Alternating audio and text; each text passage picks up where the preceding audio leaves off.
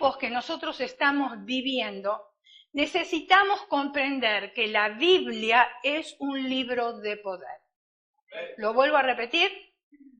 Creo que en los tiempos que estamos viviendo necesitamos comprender que la Biblia es un libro sobrenatural. Es una biblioteca la Biblia, compuesta de 66 libros que transforma vida, hogares, naciones y pueblos. Al igual que la vara de Moisés, ustedes recuerdan, ¿verdad? Dios le había dado a Moisés una vara y cuando él tomaba la vara en sus manos, porque ahí está el secreto, tomar la vara en las manos y entonces cuando él la soltaba o cuando él apuntaba al mar, ¿qué sucedía?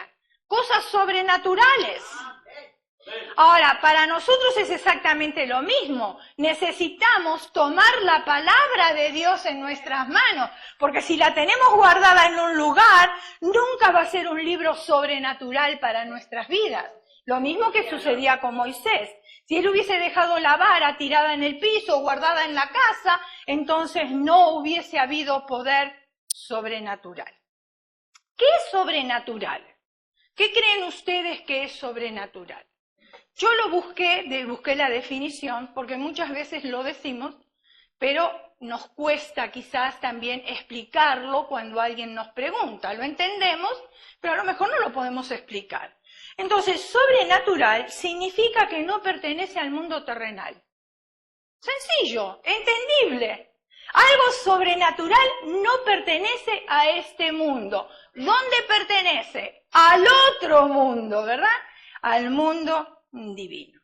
Ahora nos dice a nosotros el manual de instrucciones que Jesús y sus discípulos iban o cruzaban el mar de Galilea. Pero mientras ellos cruzaban este mar, se levantó una gran tempestad. Usted está familiarizado con esa cita, ¿verdad? Para aquellos que no lo están, vamos a explicarlo un poquito para que lo puedan entender también. Se levantó una gran tempestad, a tal punto que los discípulos, escuchen, los discípulos estaban acostumbrados a ir al mar, ¿o no? ¿No eran ellos expertos pescadores? O sea, que estaban acostumbrados a las olas, al viento. Ellos estaban acostumbrados a todos esos. Pero en esta oportunidad, escuche bien, ellos eran pescadores profesionales, pero así y todos se aterrorizaron. ¿Y por qué se aterrorizaron? Ellos pensaron que iban a morir y eran profesionales. Profesionales en la pesca, en el mar, tenían conocimiento. Y pensaron que se iban a morir. Entonces los discípulos, asustados, ¿qué hacen? Ellos sabían que tenían un recurso y que ese recurso se encontraba con ellos, en la misma barca. Pero resulta que ese recurso estaba haciendo algo especial. Estaba haciendo algo que se salió de los límites de ellos. Y lo vamos a ver. Entonces, ¿qué hacen? Ellos quisieron utilizar el único recurso que tenían en la barca y que sabían que ese recurso era poderoso. Y entonces le gritaron en medio de los vientos huracanados que había y del bote que golpeaba las olas. Estos discípulos desesperados porque no querían morir, entonces van y le gritan al recurso que había ahí. ¿Quién era el recurso? ¿O qué era el recurso? Marcos capítulo 4, versículo 38 y 39 dice de esta manera. Y él estaba en la popa. ¿Quién estaba en la popa? ¿Quién estaba? Jesús estaba en la popa. ¿Y qué estaba haciendo Jesús? Durmiendo. Pero ¿cómo puede ser que Jesús estaba durmiendo cuando había tantos vientos y tantas olas? ¿Saben por qué? Porque Jesús no estaba preocupado. Jesús no estaba aterrorizado. Gloria a Dios. Y yo creo que quería también enseñarle una lección a sus discípulos, para que ellos pudieran entender cosas que todavía no habían entendido. A pesar que caminaban con el Maestro, a pensar que ellos veían cosas sobrenaturales, todavía parece que no habían entendido. Entonces dice que Jesús estaba durmiendo sobre un cabezal y le despertaron los discípulos y le dijeron, Maestro. ¡Ay! Ahí utiliza la palabra maestro. No a cualquiera se le llamaba maestro. Ellos sabían a quién le estaban llamando. Le dice, Maestro, ¿no tienes cuidado que perecemos? Como diciendo, te estás durmiendo y yo me voy a morir y a ti no te importa. En otras palabras, ¿no? Parafraseando, no lo dice la Biblia, lo digo yo eso. Muy bien. Ahora, los discípulos, a pesar de que habían estado con el Maestro y fueron testigos oculares de los milagros que había realizado Jesús, no entendieron el poder sobrenatural. Ahora, no podemos juzgar a los discípulos, porque quizás muchos de nosotros tampoco entendemos el poder sobrenatural. ¿Sí o no? Pero no escuché amén. Quiere decir que todos los que están acá ya entendieron el poder sobrenatural. Gloria a Dios por eso. Versículo 39. Y levantándose, ¿qué hizo Jesús? ¡Ay! Sí, tienen razón, qué bárbaro, las olas, el viento. ¡Ay, cómo es que me quedé dormido! ¿Será que trabajé mucho ayer? ¿Será que trabajé mucho anoche? ¿Cómo es que me quedé dormido? Jesús no dijo nada de eso. Él con paz, con tranquilidad, ¿qué hace? Dice que reprendió al viento y al mar. Y le dijo con autoridad, calla, enmudece. ¿Y qué hizo el viento? Obedeció. Fíjense en ustedes que la naturaleza obedece a Dios. Y nosotros, sus hijos, nos cuesta obedecer a Dios. Porque ahí dice que el mar y el viento hicieron grande bonanza. ¿Qué quiere decir? Ahí quiere decir algo, que se calmó el mar y el viento. Ahora, yo he notado, y ustedes también lo habrán notado, a lo mejor no se detuvieron a pensar, pero como yo me gusta mucho observar, fíjense en ustedes. Entramos nosotros ahora en tiempo de primavera. ¿Es verdad? Sí, pero hace frío. Sin embargo, la naturaleza obedece a Dios.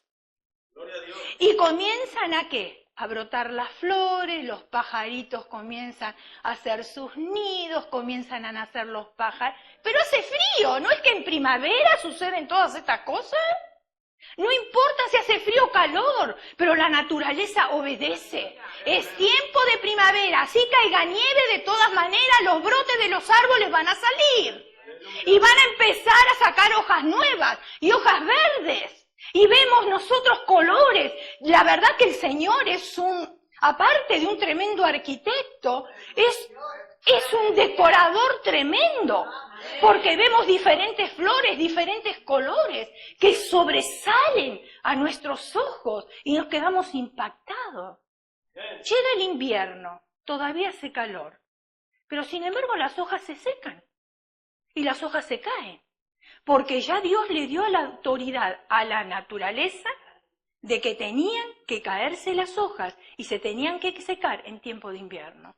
Y así hace calor, es lo mismo, igual se caen. Pero a nosotros los seres humanos nos cuesta un poquitito obedecer a nuestro Dios. Jesús habló ahí y fue hecho. Dijo, calla, enmudece al viento y a la mar. Y hubo una calma, grande bonanza. Poder sobrenatural sobre el viento y sobre el mar. Y el viento y el mar no tuvieron más que calmarse, no les quedó otra más que calmarse. Observemos este otro pasaje, Juan capítulo 11, versículo 43 y 44. Dice, y habiendo dicho esto, clamó a gran voz, ¡Lázaro, ven fuera! Y el que había muerto, ¿qué hizo? Se quedó adentro. Dijo, no tengo ganas de levantarme porque aquí estoy muy bien durmiendo y ahora no tengo que trabajar, no tengo que hacer nada. No sucedió eso. En las condiciones que él se encontraba, tuvo que salir afuera porque había una voz sobrenatural. Y el que había muerto salió atada las manos y los pies con venda, como una momia. Imagínense ustedes, ¿cómo habrá caminado Lázaro una vez que salió de la tumba? Porque si estaba todo atado, me imagino que a lo mejor lo que hacía era dar saltos para poder moverse, ¿no? Porque ¿cómo hacía para dar los pies? Para mover los pies. Dice, y el que había muerto salió atado las manos y los pies con vendas y el rostro envuelto en un sudario. O sea que todavía tenía el rostro tapado.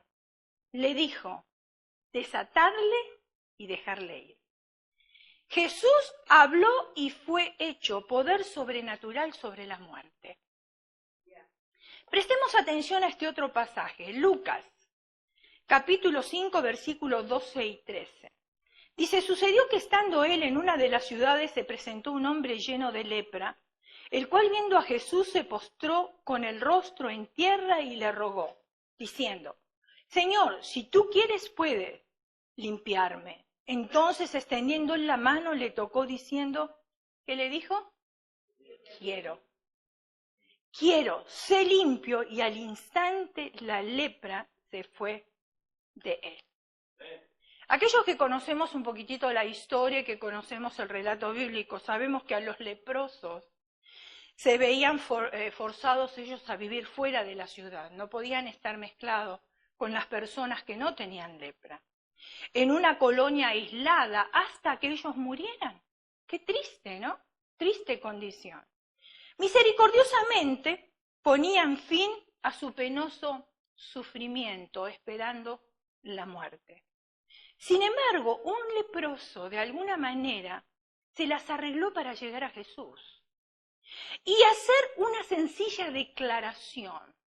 Señor, si quieres, puedes limpiarme. Si quieres, puedes limpiarme. ¿Y qué sucedió? ¿Qué dijo Jesús?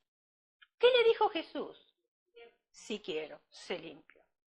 Jesús habló y fue hecho poder sobrenatural, ¿sobre qué? Sobre la enfermedad. Esta voz que calmó al mar, levantó al muerto y curó al leproso fue la misma voz que habló a las tinieblas en la mañana de la creación, y la oscuridad huyó de la faz de la tierra. Dice que el Espíritu de Dios se movía sobre las aguas. Yo sé que usted está pensando, porque ya los conozco al ser humano, me conozco yo y por eso lo digo, ¿no? No porque ustedes, por ustedes. Usted está pensando, pastora, todo el mundo sabe que el lenguaje de Dios y el de su Hijo es sobrenatural, pero el mío no lo es. Bueno, permítame decirle con mucho amor que si usted piensa de esa manera, está equivocado. Está equivocado. Su lenguaje expresa poder. Su lenguaje expresa poder. La vida y la muerte están en el poder de la lengua. Usted confiese muerte, confiese enfermedad y es lo que va a tener. Pero si usted confiesa vida, las cosas cambian. El poder sobrenatural está en nuestra lengua. Pero para tener poder sobrenatural, yo tengo que tomar la Biblia como la vara de Moisés. Y entonces tengo que descubrir ahí en la Biblia cuáles son esas palabras de poder. Entonces cuando yo vengo y digo, Jehová es mi pastor, nada me faltará. Estoy confesando que no me va a faltar el lecho, ni la comida, ni el vestido, ni me va a faltar nada. Porque Él es mi pastor y si Él alimenta a las aves, cuanto más no me va a alimentar a mí, que fui creado por sus propias manos. Y después, cuando nosotros confesamos que el que habita al abrigo del Altísimo morará bajo las sombras del Omnipotente, entonces Él me está rodeando a mí, me está protegiendo a mí. Y esas son palabras que dan vida. Y aún más, cree en el Señor Jesucristo y serás salvo tú y tu casa. Cree en el Señor Jesucristo y serás salvo tú y toda tu casa. Ahora usted me dirá, ay, yo vengo 5 años orando y no veo que mi familia sea salva. No se preocupe porque a lo mejor ni va a ser testigo ocular de la salvación de los suyos. Pero es una promesa. Dios lo dijo, yo lo creo y lo confieso. Lo veo o no lo veo, sé que va a suceder. Cada vez que nosotros proclamamos la palabra de Dios, nuestro lenguaje es sobrenatural. Cada vez que Amy McPherson, que es la fundadora de nuestra denominación, de la denominación cuadrangular, y otros ministros ocupaban el púlpito, hablaban de la palabra de Dios. Dicen que cuando Amy McPherson empezaban los servicios, Dicen que las líneas de las personas, porque no llegaban, si el servicio empezaba a 10:30, la gente no llegaba a 15 para las 11. La gente llegaba a las 10 y llegaba a las 9:30 para hacer línea porque querían estar en el primer lugar, porque sabían que había un poder sobrenatural que se iba a mover en ese lugar. Y a veces el poder sobrenatural llega, pero si nosotros no estamos, no lo recibimos. Entonces dice que las líneas eran tremendas, largas. Y estamos hablando de acá, de Ecopar, muy cerquita de nosotros, donde está la iglesia madre. Pero ¿qué sucedía? Cuando ella empezaba a orar y empezaba a confesar la palabra de Dios, que era sobrenatural, que sanaba enfermos, que levantaba a los muertos, que levantaba a los paralíticos, que los cojos saltaban, que los ciegos veían, sucedía algo sobrenatural y esas cosas comenzaban a suceder en el servicio. Dicen que llegaban las ambulancias llenas de personas. ¿Y saben qué hacían las ambulancias? El que conducía la ambulancia no se quedaba a esperar. Se iba. ¿Por qué se iba? Porque sabía y había visto, era testigo ocular, que cada vez que llevaba a algunos de esos enfermos a esas reuniones, salían caminando, salían saltando, salían viendo, y no necesitaban ellos esperar para volverlos a regresar. Confesar la palabra. Confesar la palabra. Ella dejó enseñanzas que están grabadas en el corazón de muchos creyentes por la eternidad. Permítame compartir con usted lo que escuché decir de un predicador. Todo creyente que cree en la Biblia, dijo este predicador, tiene una vara en su mano, que es la palabra de Dios. ¿Quieres que sucedan cosas sobrenaturales? Tú tienes la vara en tu mano. La opción es tuya si la quieres tomar o no la quieres tomar, pero la vara está. Piensa en su Biblia como el único instrumento que necesita para poder hacer de todo lo que Dios le llame a hacer.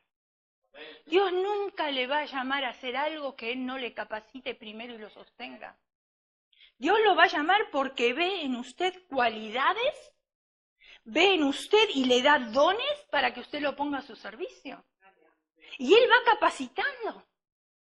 Y entonces se va moviendo ese poder sobrenatural.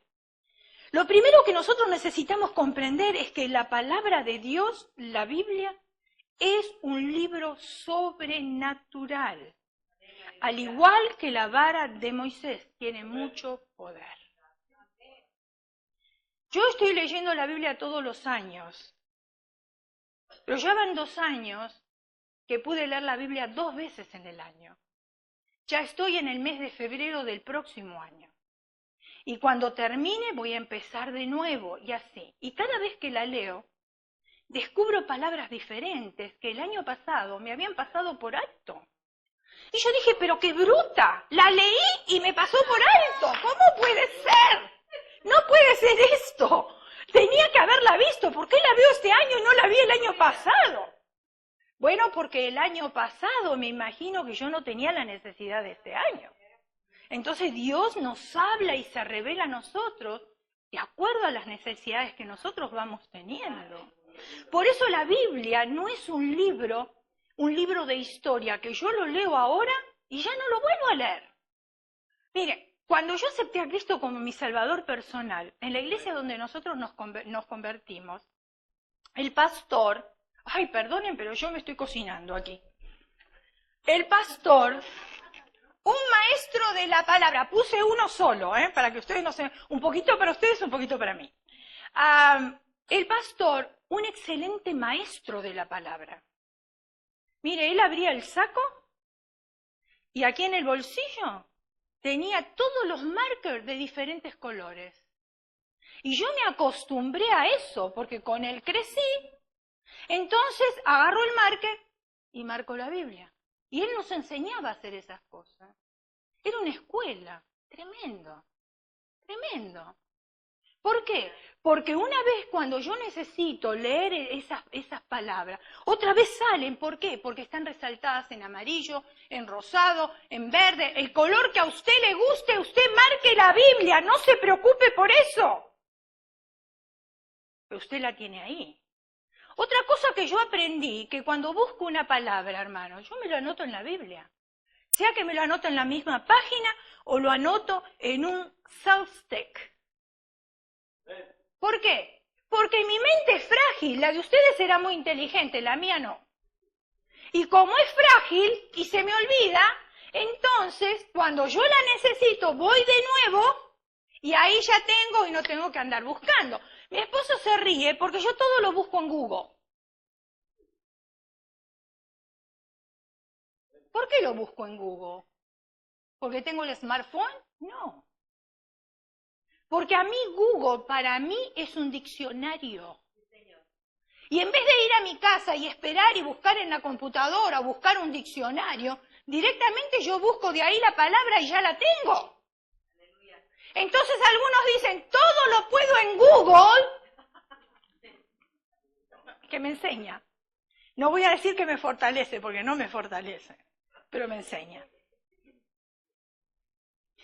Es crucial que comprendamos cuán poderosas pueden ser nuestras palabras para revolucionar nuestras vidas. Revoluciona matrimonios, revoluciona hijos, negocios si es que lo tenemos, y así como para moldear también nuestro futuro. Cada vez que las palabras que decimos están de acuerdo con la palabra de Dios, Jesús, el sumo sacerdote de nuestra confesión, liberará su autoridad y su bendición desde el cielo.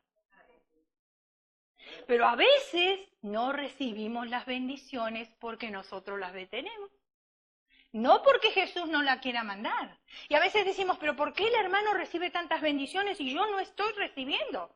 Bueno, porque yo tengo que conocer la palabra de Dios y aplicarla a mi vida para que entonces se suelte un poder sobrenatural.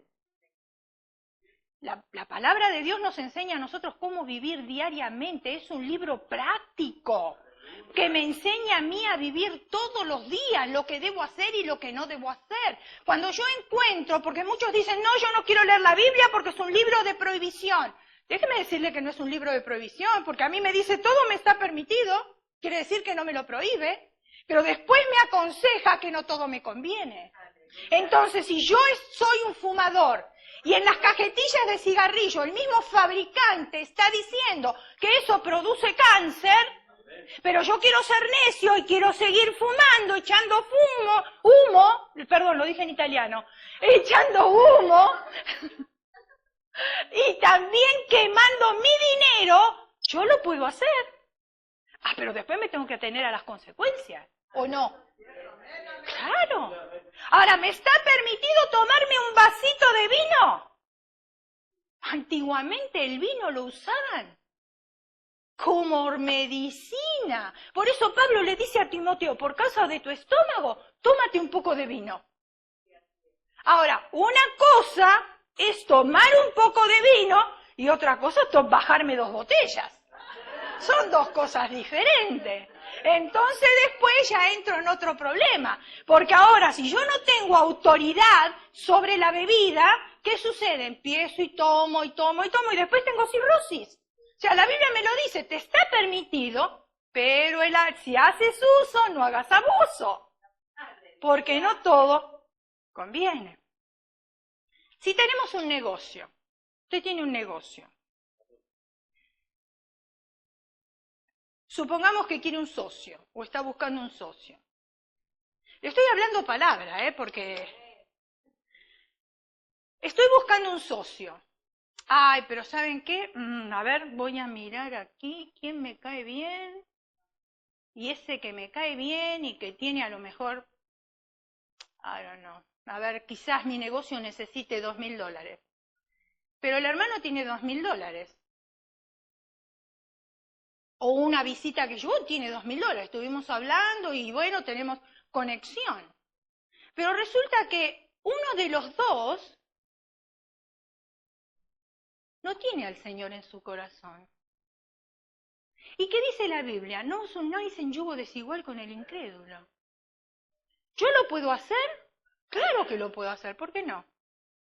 Pero después tengo que pagar las consecuencias. Fíjense en ustedes que entre cristianos hay problemas cuanto más no lo sabrá cuando la luz y las tinieblas nunca se pueden unir. Eso va para matrimonios. Entonces, si yo quiero desobedecer a la palabra de Dios, yo puedo hacerlo y desobedecer, no hay ningún problema. Pero entonces voy a tener las consecuencias. Pero si yo quiero obedecer a Dios y que las cosas me funcionen bien, tengo que tomar la Biblia y entonces escudriñar y obedecer a lo que ahí me está diciendo. Entonces sí se suelta un poder sobrenatural sobre mi vida, porque estoy obedeciendo. Mediante la bendición profética, nosotros nos estamos separando, nos estamos separando de nuestro sumo sacerdote en el cielo, si es que no proclamamos la palabra de Dios. Ahora, cuando nosotros proclamamos la palabra de Dios, tiene que ser proclamada también para nuestros seres queridos. Por ejemplo, hay mujeres que saben que sus esposos no quieren nada con el Señor. Ahora, como la palabra de Dios dice que nosotros no estamos sujetos a esclavitud, entonces esa mujer dice, ok, yo amo al Señor, tú no lo amas, divorciémonos.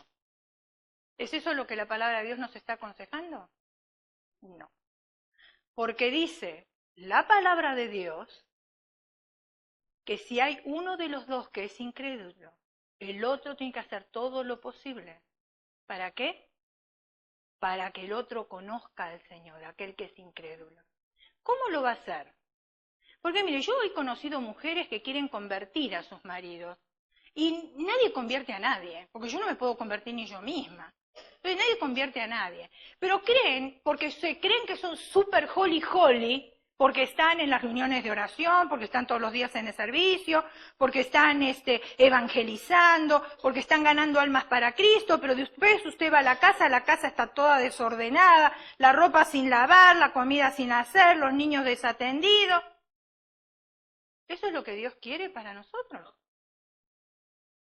Porque dice que nosotros tenemos que predicar primero en Jerusalén, después en Samaria y después hasta lo último de la tierra. Pero parece que no hemos entendido, nos gusta predicar a lo último de la tierra y a lo último Samaria.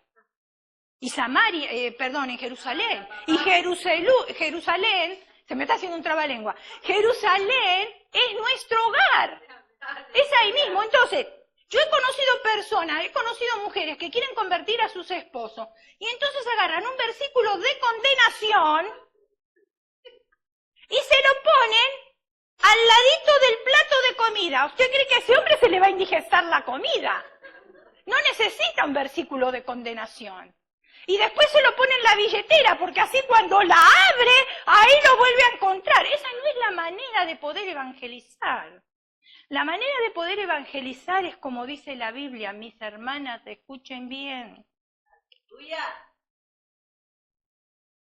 Vosotras mujeres estad sujetas a vuestros maridos para que los que creen en la palabra sean ganados sin palabras por la conducta de sus esposos. Ahora usted me puede decir a mí, bueno, pero mi esposo es inconverso. Pero si ahí me lo está diciendo, para los que no creen en la palabra, sean ganados sin mi palabra por mi conducta. Pues yo puedo hablar mucho y decir muchas cosas bonitas y tener un léxico que impacta a medio mundo. Pero mi testimonio no combina con mi léxico o no combina con mi conocimiento. Entonces no sirve. No va. Ahora hay otros que tienen hijos y dicen, ay no, pero está perdido en el mundo. Esa es nuestra confesión, pero no se suelta un poder sobrenatural. Porque primeramente dice cree en el Señor Jesucristo y serás salvo tú y toda tu casa. ¿Y qué si nosotros confesamos que nuestros hijos van a ser profetas, ingenieros, van a hacer lo que sea? Pueden ser maestros, pueden ser pastores, no necesariamente tienen que estar dedicados al ministerio, pero son personas de bien que pueden influenciar para la sociedad. Porque si todos seríamos pastores no habría médicos. Entonces el Señor nos hace ocupar diferentes lugares, pero en esos diferentes lugares nosotros tenemos el poder para que suceda algo sobrenatural. Es muy común en nuestros días escuchar a algunos cristianos atando y desatando demonios, y hasta el mismo diablo quieren atar y desatar. En cierta ocasión yo escuché decir a un cristiano que había atado al diablo tantas veces que había perdido la cuenta. Imagínense ustedes si cada vez que nosotros reprendemos al diablo tenemos que poner una marquita en un papel. Entonces, ¿qué significa atar y desatar en este contexto bíblico? Otra vez, recuerden que estábamos predicando controversias, preguntas de controversia. Y hay muchísimas preguntas de controversia en la palabra de Dios. Que si yo no entiendo bien el pasaje, yo caigo en un error doctrinal. Y entonces estoy haciendo algo fuera de la voluntad de Dios, porque no entendí el pasaje, nada más. Yo siempre digo, y ustedes me lo han escuchado decir muchas veces, parece que a nosotros los cristianos, los pentecostales, voy a aclarar, voy a aclarar, porque los bautistas no hacen esto. Los metodistas no hacen esto. Y otros no hacen esto. Pero nosotros, los pentecostales, nos gusta lo místico. Aquello que no lo entendemos nos encanta. Y ponerlo en práctica, porque creemos que eso nos da más poder. Y entonces nos las pasamos reprendiendo al diablo y atando al diablo, y resulta que el diablo sigue suelto y sigue haciendo lo que quiere en nuestras vidas. ¿Y cómo es? Entonces no funcionan mis palabras. ¿Qué es lo que pasó? Porque aquí no se trata de verbalizar solamente, se trata de actuar. Si yo digo te ato Satanás, tengo que vivir una vida obediente a Dios. Y entonces así el enemigo queda atado. Pero si no, no queda atado, está suelto. Y entonces el enemigo está ahí mirándonos y nos dice, pobre cristianito, ya lo convencí. Se cree que con hablar y decir te reprendo y sigue siendo tan desobediente como fue siempre. Y yo lo tengo agarrado en mis manos y hago lo que quiero y lo zarandeo. Así dice el diablo. Y no suceden cosas extraordinarias. Entonces, ¿qué significa atar y desatar? ¿Lo quieren saber o no? ¿Están interesados? Entonces se los voy a decir. Mateo capítulo 16, versículo 9. Y todo lo que atares en la tierra, ¿qué dice? Será atado en los cielos. Y todo lo que desatares en la tierra, ¿será qué? Desatado en los cielos. Muy bien, preste atención aquí, si se está durmiendo el de su al lado, dele un codo santo, un codazo santo dele, para que se despierte y escuche, porque es de bendición para su vida. Si nosotros estudiamos el contexto, porque miren mis hermanos, un texto sin contexto es un pretexto. Entonces, si estudiamos el contexto, entendemos que aquí Jesús se está refiriendo a atar y desatar a los pecados. ¿Me está escuchando? ¿No atar al diablo? Voy a explicarlo un poquito más. La interpretación de este pasaje de Mateo 16, 19 es confirmada por Jesús hablándole a sus discípulos después de su resurrección. Y les envía a predicar, ¿para qué? Para edificar a la iglesia. Y la iglesia tiene que ser edificada. Ustedes tienen que tener conocimiento cómo se mueve la iglesia, hermano. No es el hecho de entrar por esa puerta, sentarse y escuchar un mensaje. Usted tiene que saber qué se está haciendo en la casa de papá. Usted tiene que saber por qué se predica esta doctrina. ¿Es bíblica, no es bíblica? ¿O porque se le antoja solamente al pastor y a la pastora decir ciertas cosas de acá arriba? Usted tiene que comprobar. Usted tiene que ver, ¿se está cuidando la casa de Dios? ¿Dónde van mis diezmos? ¿Se está comprando siempre las mismas cosas? ¿Se están haciendo otras cosas? Usted tiene que cuidar la casa de Dios. Hoy, aquí enfrente, nosotros tenemos una iglesia que es budista. No es una iglesia, es un instituto, por lo que yo tengo entendido. Las personas son muy amables. El pastor de ese instituto, como lo llamen, el monje o como lo llamen, falleció. Entonces ellos, muy delicadamente, vinieron acá, hablaron con el pastor y le pidieron permiso que los días que iban a tener el servicio recordatorio, yo lo digo así porque es la manera que yo lo conozco, yo no sé si ellos lo llaman igual, si podían usar el estacionamiento de aquí de la iglesia. Ahora, nosotros somos vecinos y nosotros tenemos que mostrar siempre el amor de Dios en todas las cosas.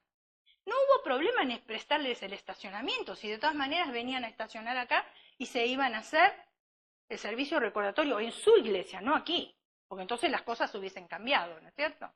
Se ven ahí. Muy bien. Hoy hay un evento. No sé qué evento será. ¿De qué se trata? ¿Qué estarán festejando? No sé. La calle está llena de automóviles. Ustedes llegaron y las vieron. ¿Saben que las personas que llegan ahí, que son miembros de ese lugar, ellos creen que el estacionamiento pertenece a aquella iglesia? Aunque ven el rótulo que está ahí, de todas maneras piensan que pertenece. Recién ahora, mientras yo venía para acá, había una persona, no sé si era un matrimonio, pero era una pareja, que estaba ahí y había estacionado aquí adentro. ¿Cuál es la responsabilidad de nosotros? No es la mía solamente, ni es la del pastor, es de todos. ¿Por qué es de todos? Porque somos un cuerpo. Y no solamente porque somos un cuerpo, porque usted está dando su diezmo y usted tiene que cuidar el estacionamiento también. Que no hagan grafiti, que no lo rompan, que no caiga aceite, porque todas esas cosas cuestan dinero. Ustedes durante la semana no están, mis hermanos, pero durante la semana se hacen un montón de cosas que ustedes ni saben. Entonces, si usted pertenece aquí, a esta congregación, usted tiene que estar empapado de las cosas que están sucediendo aquí en la congregación y por qué se hacen ciertas cosas también. Muy bien. ¿Por qué dije esto? No me fui del tema, porque estamos hablando que Jesús les habló a sus discípulos después de su resurrección y les envía a predicar para edificar la iglesia. No para edificarse ellos mismos, para edificar la iglesia de Jesucristo. ¿Quién es la iglesia? ¿Estas paredes? No, usted y yo formamos la iglesia de Jesucristo. Ahora, esto es confirmado cuando nosotros leemos lo que Juan escribió, y esta cita nos trae a nosotros la claridad del asunto. Juan capítulo 20, versículo 23. Dice, diciendo esto, le mostró las manos y el costado. Él había resucitado y entonces, ¿qué había en las manos? Había un hoyo, ¿no es cierto?, donde le habían clavado. Y el costado, ¿por qué el costado? Porque le habían clavado la lanza y entonces ahí tenía la marca. Muy bien. Entonces los discípulos se regocijaron a ver al Señor. Jesús entonces les dijo otra vez, paz a vosotros. Como el Padre me ha enviado, así también yo os envío. Después de decir esto, ¿qué hizo? Sopló sobre ellos y les dijo, recibid el Espíritu Santo. Porque Él había prometido que no nos iba a dejar huérfanos, que se iba a ir y que iba a dejar un consolador, el Espíritu Santo. Sopló sobre ellos y dice, recibid el Espíritu Santo.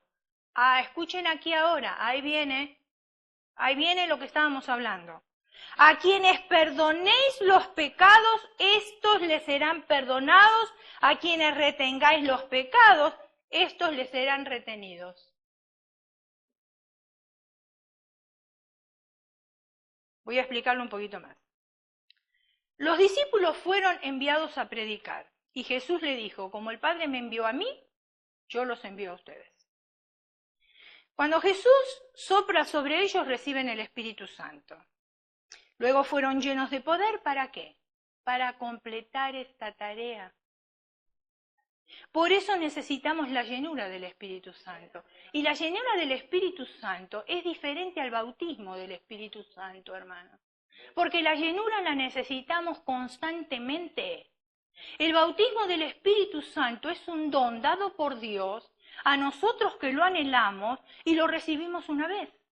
Pero la llenura la necesitamos constantemente. Muy bien, ¿por qué la necesitamos? Para hacer tareas, las tareas que el Señor nos manda hacer. Esa es la autoridad que los discípulos recibieron y a medida que ellos proclamaban el Evangelio, unos eran perdonados. y recibidos en el seno de la iglesia, desatando sus pecados. Y otros eran condenados, atando sus pecados. Y eso es lo que quiere decir Cristo a Pedro cuando les habla de la llave del reino, de atar y desatar dentro del contexto de la edificación de la iglesia. Ahora, ¿cómo aplicamos nosotros estos versículos? Porque yo sé que ustedes están haciendo muchas preguntas, porque yo me las haría también y me las hice también. ¿Podemos nosotros, los cristianos, los pastores, los ministros o sacerdotes, ir por ahí y perdonar pecados a la gente? No. No podemos. Nosotros solamente podemos declarar lo que la Biblia dice sobre aquellos que se arrepienten y se apartan de su pecado. Quienes se arrepienten se les declara perdonado, o sea, desatado y libre de culpa. Acá nada se trata de atar al diablo. ¿Cómo voy a atar al diablo si yo todavía no estoy desatada?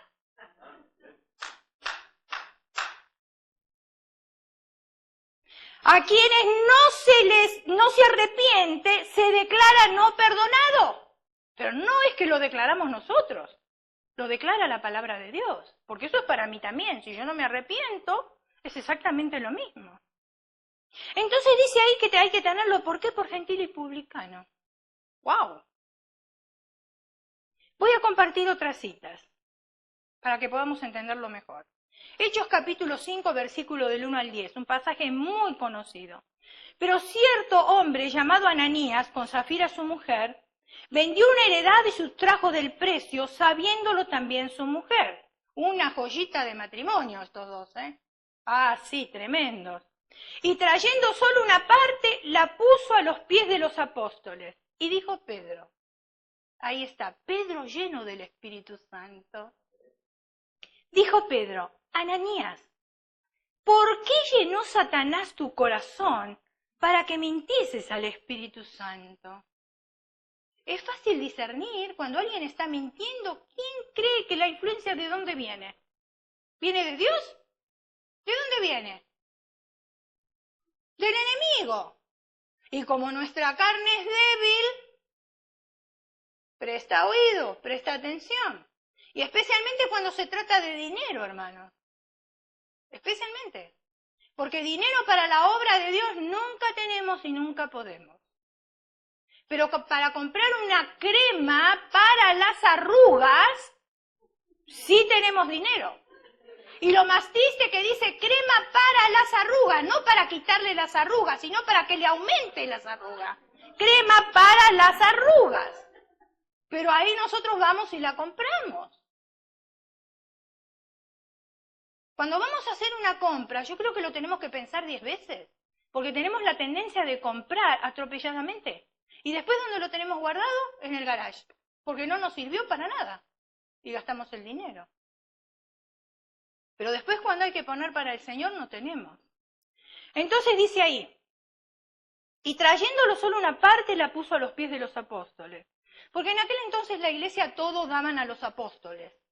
Era un solo pozo, ¿verdad? Y dijo Pedro, Ananías, ¿por qué llenó Satanás tu corazón para que mintieses al Espíritu Santo y sustrajeses del precio de la heredad? Reteniéndola no se te quedaba a ti y vendida no estaba en tu poder. ¿Por qué pusiste en tu corazón? No has mentido a los hombres sino a Dios. Al oír Ananías estas palabras cayó y expiró, y vino un gran temor sobre todos los que lo oyeron. Si el Señor seguiría obrando de la misma manera, ¿sabe cuántos muertos habría dentro de las iglesias? Muchísimos.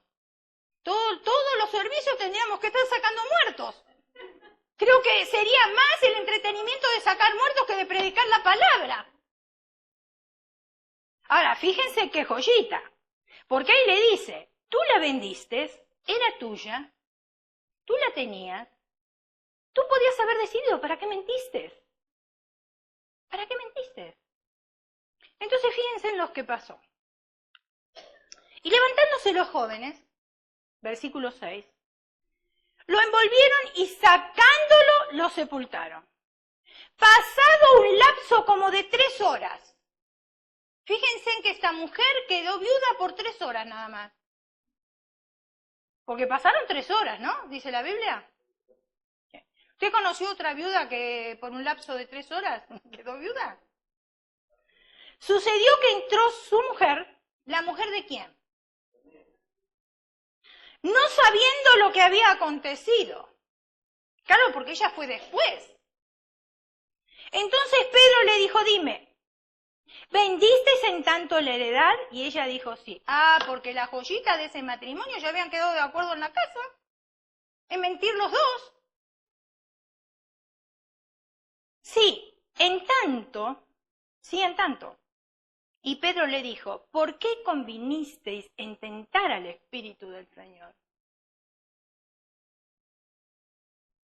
Muchos dicen, me voy a tirar al mar porque Dios me salva. No, no lo va a salvar, está tentando a Dios. Porque si no sabe nadar, ¿para qué se va a tirar al mar?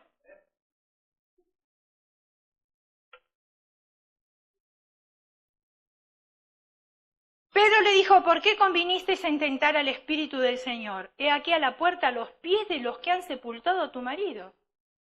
Ya estaban entrando, ya estaban de regreso. Y te sacarán a ti. Al instante ella cayó a los pies de él. Y expiró. Y cuando entraron los jóvenes la hallaron muerta y la sacaron y la sepultaron junto a su marido. Pedro pronunció la sentencia, escuche bien, que el cielo había decretado sobre Ananías y Zafira. El cielo ya lo había decretado.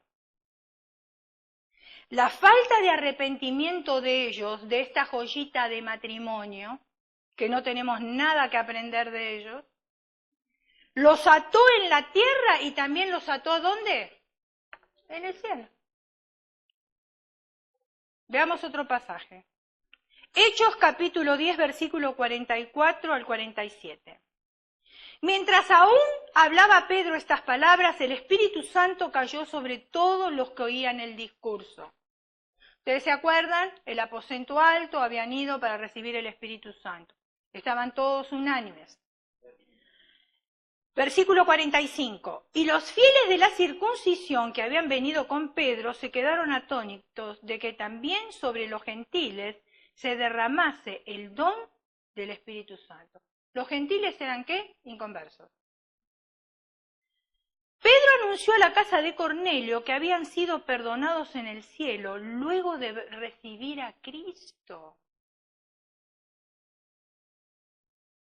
Habían sido perdonados, habían sido desatados. ¿Entendió o no entendió? No reprenda más al diablo. Obedezca a Dios. Y de esa manera estamos nosotros reprendiendo al diablo. Pero eso de atar y desatar y que creemos que sale una cuerda espiritual y que ahí lo va a enrollar y... No, si sigue tan vivo y haciendo de la suya, más que nunca, mire la sociedad. Mire la sociedad. Y aparte con tantos cristianos que tenemos nosotros de nuestros antepasados, ¿usted no cree que tendría que estar bien atado el diablo? Pero nos sigue molestando. Entonces no hemos atado nada, ni ellos han atado nada, porque han interpretado mal las escrituras, se quedaron en ese versículo y no fueron al contexto de la escritura y la aplicaron mal y no era de bendición para su vida. Y si nosotros no lo aplicamos bien, tampoco va a ser de bendición para la vida de nosotros. Escuchen esta historia, porque yo sé que a ustedes les encantan las historias. Y yo le traigo historias para que usted se goce, para que usted la disfrute. Y después usted me pide que la termine, porque si no la termino, no pueden dormir, ya me lo dijeron. Y bueno, pero yo les voy, mire, hoy estoy con buenas y la voy a terminar. Latif es él. Ese era su nombre. Latif era el hombre más pobre de la aldea. Cada noche dormía donde podía, bajo un imprevisto techo o bien frente a la plaza del pueblo. Cada día se recostaba en un banco, esperando que alguien le diera una limosna, y solo comía de lo que la gente del pueblo le traía. Sin embargo, a pesar de su aspecto y de su forma de vida, Latif, por ser anciano, era considerado como el hombre más sabio del pueblo. Una mañana, el rey, rodeado por sus guardias, apareció en la plaza. Caminaba entre los puestos con el deseo de hacer algunas compras y de repente tropezó con Latif, que dormía a la sombra de un árbol. Alguien le dijo al rey que Latif era el hombre más pobre del pueblo, porque era muy respetado en su sabiduría. O sea, era pobre, pero era respetado. El rey se acercó al mendigo y le dijo: si me contestas una pregunta, yo te voy a dar una moneda de oro. Latif lo miró despectivamente y le dijo: no hace falta. Puedes quedarte con tu moneda. ¿Para qué la querría yo? Dime, ¿cuál es tu pregunta? Había un problema que el rey no podía solucionar. Y hacía varios días que lo angustiaba, un problema de bienes y recursos, y sus analistas no habían podido solucionar. La respuesta de Latif fue justa y creativa. El rey se sorprendió, dejó la moneda de oro a sus pies y se fue meditando sobre lo sucedido. Al día siguiente el rey volvió a ver a Latif. Como de costumbre, descansaba debajo de un árbol. Otra vez el rey hizo otra pregunta, a lo que Latif respondió sabiamente. El soberano volvió a sorprenderse por tanta sabiduría. Se sentó en el suelo frente a Latif y le dijo: querido amigo, te necesito a mi lado. Estoy agobiado por las decisiones que como rey debo tomar. No quiero perjudicar a mi pueblo y tampoco ser un mal soberano. Te pido que vengas al palacio y seas mi asesor. Te prometo que no te faltará nada y serás respetado. Después de pensar por unos minutos, Latif aceptó la propuesta del rey. Esa misma tarde llegó Latif al palacio, en donde inmediatamente fue asignado a un lujoso cuarto, a escasos metros de la alcoba real. En la habitación había una tina llena de agua tibia con esencias esperándole. Imagine usted la diferencia. Estaba durmiendo en un banco, estaba durmiendo debajo de un árbol, ahora se encuentra en un palacio y se encuentra con una tina bien calentita y con especies aromáticas. Durante las siguientes semanas, las consultas del rey se hicieron habituales. Latif siempre contestaba con claridad y con precisión. El recién llegado se transformó en interlocutor favorito del rey. En poco tiempo ya no había decisión o asunto que el monarca no consultara con su precioso asesor. Esto desencadenó los celos, por supuesto, de los cortesanos, que veían en el mendigo una amenaza para su propia influencia y un perjuicio para sus intereses. Un día todos los demás asesores pidieron audiencia al rey y le dijeron: tu amigo Latif, como tú lo llamas, y esto me hace acordar muchísimo. ¿Ustedes se acuerdan a Amán, que construyó una horca para Mardoqueo? ¿Sí recuerdan? Y Amán quería ahorcarlo a Mardoqueo, porque él era judío. Pero después, ¿qué pasó? Que la misma horca que él había construido para Mardoqueo fue para él. Entonces, esto me parece lo mismo. Todos aquellos que no querían a Mardoqueo fueron y quisieron tener un banquete con el rey. Entonces dice que los asesores pidieron audiencia al rey y le dijeron, tu amigo Latif, como tú lo llamas, está conspirando para derrocarte, dijo uno de ellos. No puede ser, dijo el rey, yo no lo creo.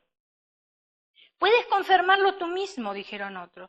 Todos los días a las 5 de la tarde, Latif se escabulle del palacio hasta llegar a un cuarto. Fíjense en ustedes la astucia de ellos que lo siguieron para ver a dónde iba. Todos los días a las 5 de la tarde, él se reúne en un lugar, en un cuarto a escondida, y no sabemos con quién. Le hemos preguntado dónde iba y ha contestado con evasivas, y esta actitud terminó de alertarnos sobre su conspiración. Fíjense en las maquinaciones, ¿no? El rey se sintió defraudado y dolido. Debía confirmar estas versiones. ¿Por qué? Porque ahora le habían sembrado la duda.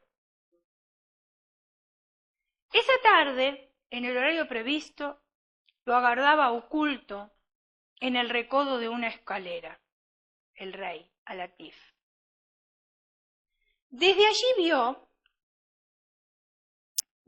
vio cómo Latif llegaba a la puerta, miraba hacia todos lados, asegurándose de que nadie lo viera. Abría la puerta y se escabullía sigilosamente dentro del cuarto. Seguido de su guardia personal, el monarca golpeó la puerta. ¿Quién es?, dijo Latif. Soy yo, el rey, dijo el soberano. Ábreme la puerta. Latif abrió la puerta. No había nadie en compañía de ese hombre. Ninguna puerta o ventana, ninguna puerta secreta, ningún mueble que permitiera ocultar a alguien se encontraba en ese cuarto. Solo había en el piso un plato de madera gastado. En un rincón una vara de caminante. Y en el centro de la pieza o del cuarto una túnica gastada colgada de un gancho en el techo. Eso era todo lo que había en ese lugar. ¿Estás conspirando contra mí, Latif?, preguntó el rey. ¿Cómo se le ocurre, majestad?, contestó Latif. De ninguna manera. ¿Por qué lo haría? Vienes aquí cada tarde en secreto. ¿Qué es lo que haces aquí? ¿Para qué vienes a este deplorable cuarto en secreto? Latif sonrió y se acercó a la única túnica rotosa que había y maloliente que pendía del techo, la acarició y le dijo al rey: hace solo 6 meses cuando llegué, lo único que tenía era esta túnica, este plato y esta vara de madera.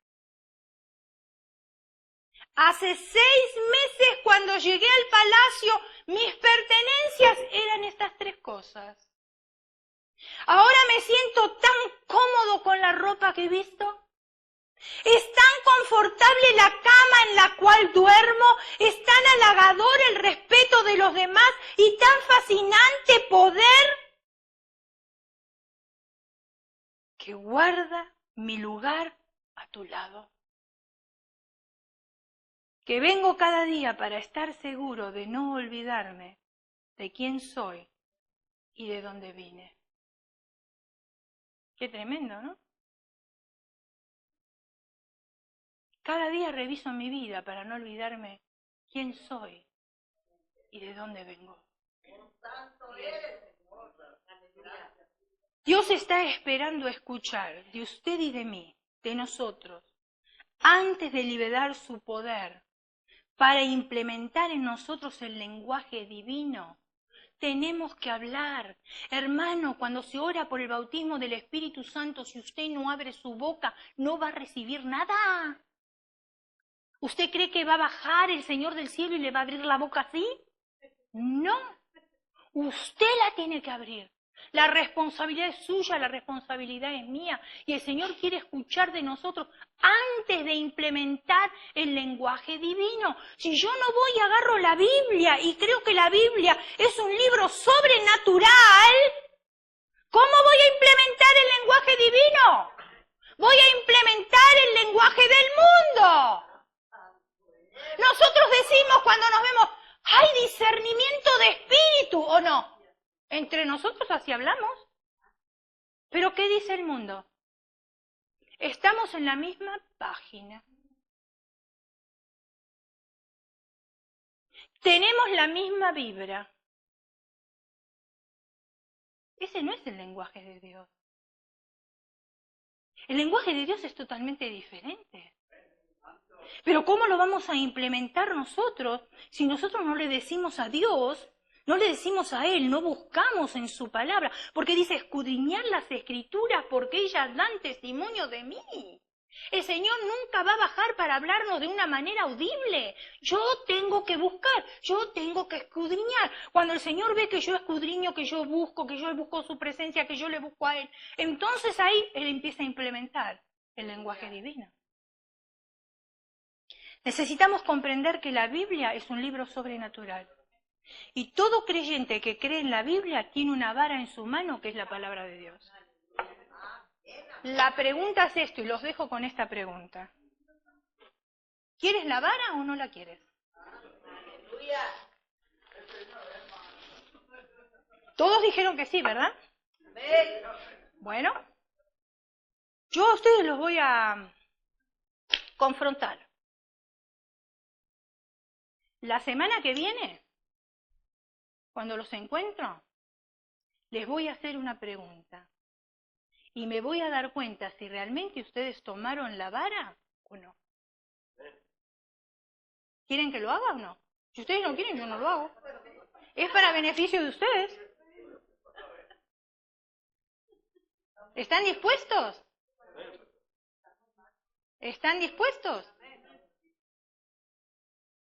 Porque dice la palabra de Dios que nosotros tenemos que hablar entre nosotros con cánticos e himnos espirituales. Entonces no me venga con un espíritu de víctima, porque no me dan ganas de escuchar. Una necesidad es diferente, un espíritu de víctima es otra, no confundamos. Porque decir, ay, la pastora qué insensible que es, no quiere escuchar mi necesidad. No, su necesidad yo se la escucho. Y si tengo que orar, oro. Y si tenemos que ayunar juntos, ayunamos también. No hay problema con eso. Pero un espíritu de víctima es otra cosa. Es un lenguaje que ya lo tengo arraigado en mí. Y que lo único que sale de mi boca todo el tiempo, pobrecita yo, me hicieron, pobrecita yo, me hicieron, los culpables son los demás. Y yo muchas veces soy culpable también,